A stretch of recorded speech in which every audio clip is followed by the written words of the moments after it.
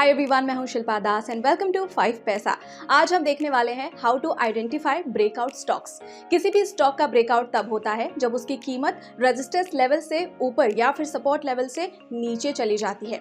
साथ ही अगर trading volumes बढ़ रहा है तो ब्रेकआउट की पुष्टि हो जाती है। ब्रेकआउट को पहचानने के लिए आपको स्टॉक का प्राइस पैटर्न देखना होगा और जितनी ज्यादा बार कीमत सपोर्ट और रेजिस्टेंस लेवल्स को छूती है उतना ही ब्रेकआउट कंफर्म होता है। इसके लिए आप चार्ट पैटर्न्स जैसे कि ट्रायंगल्स, हेड एंड शोल्डर्स और टेक्निकल इंडिकेटर्स जैसे कि और मूविंग एवरेजेस को स्टडी कर सकते हैं। कंपनी की शार्प अर्निंग्स ग्रोथ से भी ब्रेकआउट हो सकता है। जब स्टॉक की कीमत रेजिस्टेंस लेवल से थोड़ी ऊपर चली जाती है तब आप उसे खरीद सकते हैं और वही जब कीमत सपोर्ट लेवल से नीचे चली जाती है तब आप स्टॉक बेच सकते हैं। सिंपल से चार्ट की मदद से एग्जांपल के साथ हम ब्रेकआउट को और उसकी स्ट्रैटेजी को और आसानी से समझ सकते हैं। सबसे पहले है वॉल्यूम स्ट्रैटेजी। ये स्ट्रैटेजी वॉल्यूम के बढ़ने और घटने से रिलेटेड है। ट्रेडर वॉल्यूम देखकर मार्केट में एंट्री और एग्जिट कर सकते हैं। चार्ट की मदद से हम देख सकते हैं कि हाई वॉल्यूम दिखा रहा है जो कि अर्निंग रिलीज से रिलेटेड है, क्योंकि ट्रायंगुलर एरिया के रेजिस्टेंस से प्राइस ऊपर जा रही है और ये ब्रेकआउट इतना स्ट्रॉन्ग है कि ये एक प्राइस गैप भी क्रिएट कर रही है। यहाँ से इस स्टॉक का प्राइस हायर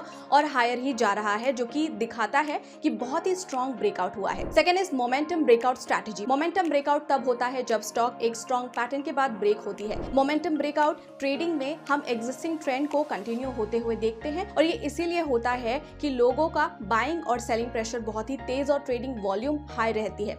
लेकिन मोमेंटम ब्रेकआउट के रिस्क को कम करने के लिए आपको स्टॉप लॉसेस करके और ज्यादा प्रॉफिट करने के चक्कर में नुकसान होने से बचने का ध्यान जरूर रखना चाहिए। Third is news based breakout. आप सोच रहे होंगे कि ऐसे न्यूज डायरेक्टली कैसे ब्रेकआउट करवा सकती हैं। अक्सर मार्केट में ये भी देखने को मिलता है कि किसी सिग्निफिकेंट न्यूज आने के बाद मार्केट में ड्रास्टिकली वॉल्यूम में चेंजेस हुए हैं और ये कभी कभी मार्केट में अनसर्टेनिटी भी क्रिएट कर देती है। मेजर न्यूज में आप बिग कंपनीज की अच्छी अर्निंग रिपोर्ट, सीईओ को कंपनी छोड़ने के बाद पॉलिटिकल न्यूज का इफेक्ट मार्केट में देख सकते हैं। जैसे फॉर एग्जाम्पल आप हिंडनबर्ग का अडानी कंपनी के ऊपर रिपोर्ट को देख सकते हैं जिसमें उनका कोई स्टॉक मोर देन 70% तक गिर गया था। फोर्थ ब्रेकआउट की बात करूं तो वो है आपका ट्रायंगल ब्रेकआउट। इस स्ट्रैटेजी में हाई और लो एक ट्रायंगल का पैटर्न बनाता है और स्टॉक्स उस ट्रायंगल के सपोर्ट और रेजिस्टेंस के बीच में ही मूव करते हैं। ट्रायंगल ब्रेकआउट में जब चार्ट सपोर्ट और रेजिस्टेंस को ब्रेक करता है तब ब्रेकआउट होता है। जनरली ट्रेडर्स ट्रायंगल के डायरेक्शन में ट्रेड लेते हैं।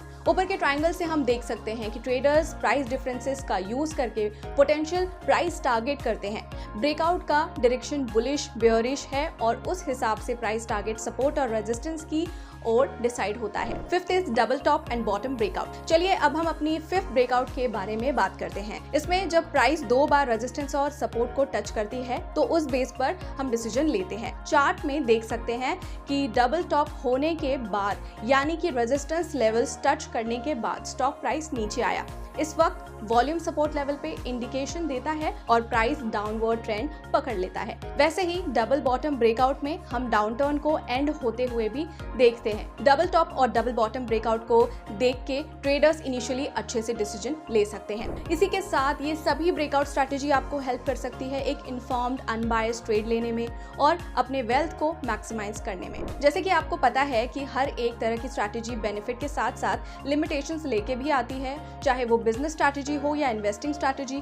तो चलिए वैसे ही ब्रेकआउट स्ट्रैटेजी के कुछ लिमिटेशंस को भी देख लेते हैं। First is failed breakout. पहला और इम्पोर्टेंट लिमिटेशन है फेल्ड ब्रेकआउट। मतलब कि मार्केट में कभी कभी प्राइस बियॉन्ड रेजिस्टेंस और सपोर्ट लेवल भी जा सकती है और ये मल्टीपल टाइम्स देखने को मिलता है जब तक एक्चुअल ब्रेकआउट नहीं होता और ये लिमिटेशंस ट्रेडर्स को नुकसान भी पहुंचा सकती है। Second is subjective nature of resistance and support. सिर्फ सपोर्ट और रेजिस्टेंस को देख के हम ट्रेड नहीं कर सकते, क्योंकि मोस्ट ऑफ द पीपल सिर्फ इसी को देख के अपना डिसीजन नहीं लेते। इसीलिए हमें वॉल्यूम भी देखना चाहिए। हाई वॉल्यूम दिखाता है कि डिमांड ज्यादा है और वो लेवल इंपॉर्टेंट है। आई होप ये सभी स्ट्रैटेजी और उसकी लिमिटेशन आपको हेल्प करेगी एक सही ट्रेड लेने में आगे। और इसी तरह की स्ट्रैटेजी और वैल्यूएबल इन्फॉर्मेशन के लिए जुड़े रहें हमारे चैनल के साथ। और if you want to know more, subscribe to our channel 5 Paisa और साथ ही हमारे वीडियो को लाइक और शेयर करना बिल्कुल ना भूलें। Investments in the securities market are subject to market risk. Read all related documents carefully before investing.